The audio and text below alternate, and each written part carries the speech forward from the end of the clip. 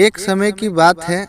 गर्मियों के दिन में एक चींटी बहुत प्यासी थी और वो अपनी प्यास बुझाने के लिए पानी की तलाश कर रही थी। कुछ देर आसपास तलाश करने के बाद वह एक नदी के पास पहुंची। सामने पानी था, लेकिन पानी पीने के लिए वह सीधे नदी में नहीं जा सकती थी। इसीलिए वह एक छोटे से पत्थर के ऊपर चढ़ गई। लेकिन जैसे ही उसने पानी पीने की कोशिश की, वह पत्थर गिर कर नदी में जा गिरी।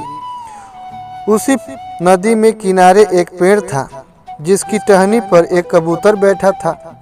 उसने चींटी को पानी में गिरते हुए देखा लिया। कबूतर को उस पर तरस आया और उसने चींटी को बचाने की कोशिश की। कबूतर ने तेजी से पेड़ से एक पत्ता तोड़कर नदी में संघर्ष कर रही चींटी के पास फेंका दिया।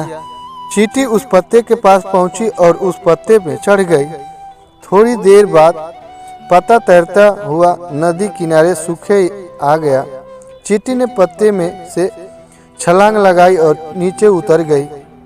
चींटी ने पेड़ की तरफ देखा और कबूतर को उसकी जान बचाने के लिए धन्यवाद किया। इस घटना के कुछ दिनों बाद एक दिन एक शिकारी उस नदी किनारे पहुंचा और उस कबूतर के घोंसले के नज़दीक ही उसने जाल लगा दिया और उसमें दाना डाल दिया।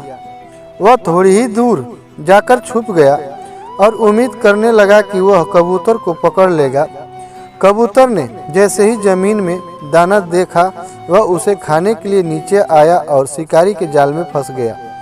वो चींटी वहीं पास में ही थी और उसने कबूतर को जाल में फंसा हुआ देख लिया। कबूतर उस जाल में से निकलने में असमर्थ था।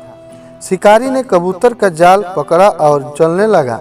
तभी चींटी ने कबूतर की जान बचाने की सोची और उसने तेजी से जाकर शिकारी के पैर में जोर से काट लिया।